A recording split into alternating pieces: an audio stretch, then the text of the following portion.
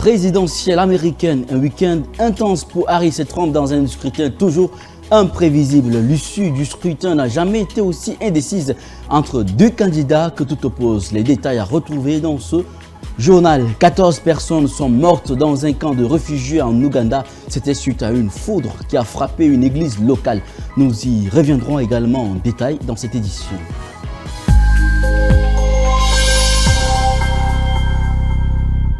Mesdames et messieurs, bonsoir et bienvenue sur TAD Info TV. Kamala Harris et Donald Trump abordent samedi, pied au plancher, leur dernier week-end de campagne d'une élection présidentielle américaine hors norme. Le résultat du scrutin semble plus imprévisible que jamais.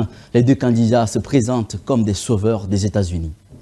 La vice-présidente Kamala Harris, potentielle première femme présidente des États-Unis, visite les États clés, à savoir Géorgie, Caroline du Nord et Michigan, pour convaincre les indécis qu'elle est l'antidote à Donald Trump, comme l'a affirmé son colistier Tim Walz. Vendredi, elle a exhorté à tourner la page de Trump, tandis que l'ex-président, condamné à inculper, espère retourner à la Maison-Blanche pour promouvoir sa politique de l'Amérique d'abord.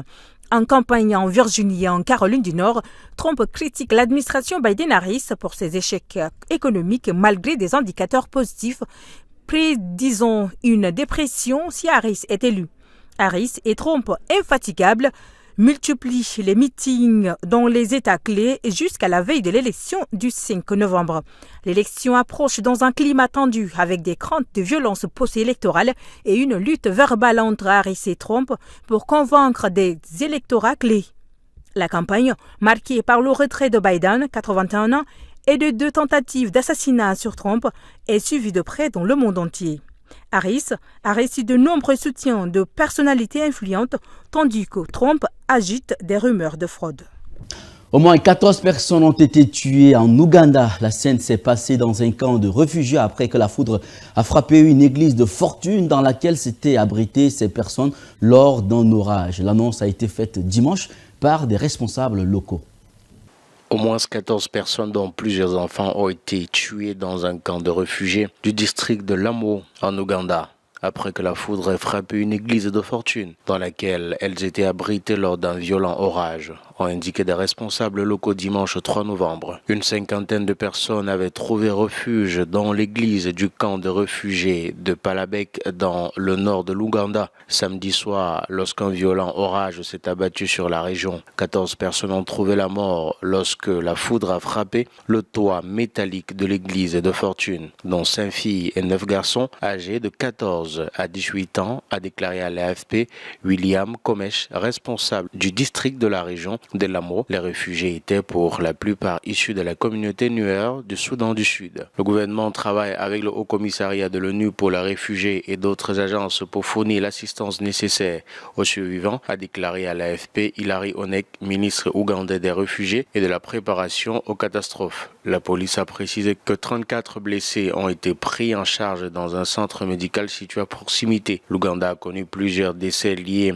à la foudre ces dernières années. En 2011, la foudre s'était abattue sur une école primaire, tuant au moins 18 élèves et 9 adolescents. Au Cameroun, samedi 2 novembre, dans la ville de Douala, le domicile de l'opposant Jean-Michel Nitié a été encerclé dès l'aube par les forces de l'ordre.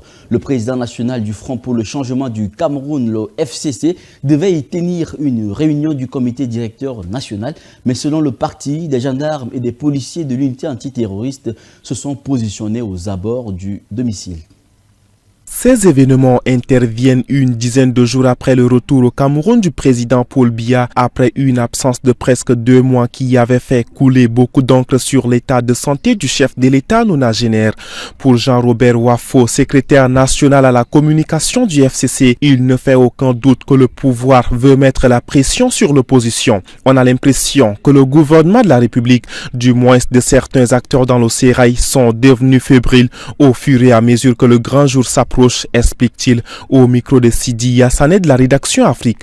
Le grand soir, c'est quoi? C'est l'après-Biya. Et on a l'impression qu'ils font tout pour que ce soit museler les acteurs politiques qui comptent. C'est-à-dire que ce n'est plus un secret. Tout le monde sait bien que presque chaque membre du Sérail, pour la plupart, sont en train de tout faire pour s'armer dans la perspective du grand soir qui risque d'être extrêmement brutal et violent si rien n'est fait dans l'urgence. Le FCC ne doit pas baisser les bras. Le FCC va continuer à mener ses activités et je tiens à préciser que malgré cette intimidation, le FCC a pu tenir sa réunion et plusieurs points ont été débattus. Nous resterons droits debout pour défendre les intérêts de l'immense majorité du peuple camerounais conformément au texte qui existe. En Afrique du Sud, près de 600 travailleurs qui exploitent clandestinement des sites miniers ont été arrêtés dans la ville aurifère d'Orkney, dans le district Klerksdorp. Alors qu'ils étaient à l'intérieur d'une mine, la police a coupé leur ravitaillement en eau et en nourriture afin de les obliger à sortir et à se rendre. L'opération est toujours en cours. Les forces de l'ordre espèrent ainsi faire sortir des centaines d'autres clandestins. La police et l'armée, toutes deux présentes sur place, ont en fait empêché que ces mineurs souterrains clandestins aient pu être approvisionnés en eau et en nourriture par les communautés environnantes, selon notre correspondante à Johannesburg, Claire Bajles. Ceux qui ont été arrêtés ont donc dû remonter à la surface à cause de la faim et de la déshydratation selon les forces de l'ordre. Au total, il y a eu 565 interpellations du Zamazama. La ville d'Orkney est une cité aurifère et ceux que l'on surnomme les Zamazama n'hésitent pas à explorer les anciens sites miniers sans protection en creusant un réseau de galeries pour tenter d'extraire de leurs restants. Ils sont souvent exploités par des groupes mafieux. La police sud-africaine estime qu'il pourrait être des centaines, voire des milliers à toujours se trouver sous terre. La majorité des personnes arrêtées sont originaires du Mozambique, du Lesotho, mais aussi d'Afrique du Sud. Le gouvernement de Pretoria a lancé une opération de grande envergure pour réprimer ces activités minières illégales.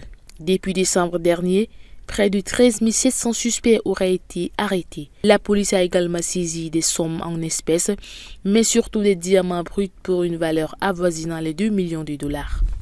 Première visite de David Lammy, ministre britannique des Affaires étrangères sur le continent. Il est arrivé au Nigeria où il doit rencontrer le président Bola Tinubu avant de poursuivre mardi sa visite en Afrique du Sud. Dans les deux pays, le maître mot sera d'écouter plutôt que de dire. David Lammy a promis de construire un partenariat respectueux, une approche nouvelle qui commence par écouter les besoins des uns et des autres, pour ensuite favoriser une relation qui permette une croissance commune sur le long terme pour parvenir à un continent prospère, libre et plus sûr. C'est la première visite d'un ministre travailliste sur le continent en 14 ans.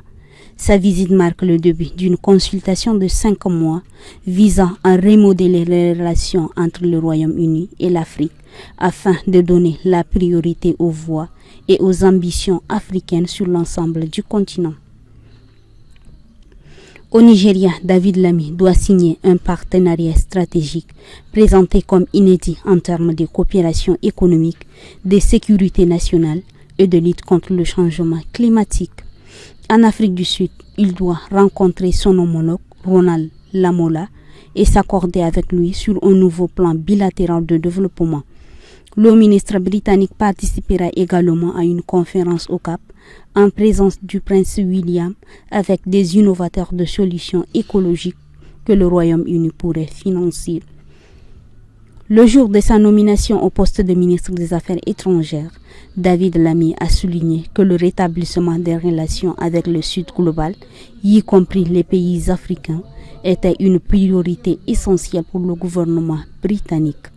À un moment où d'autres pays, dont la Russie et la Chine, cherchent à étendre leur engagement sur le continent. C'est avec cette dernière information que nous mettons fin à cette édition. Mesdames et messieurs, merci de l'avoir suivi. Très bonne suite de programmes sur Tchad Info TV, votre chaîne d'information.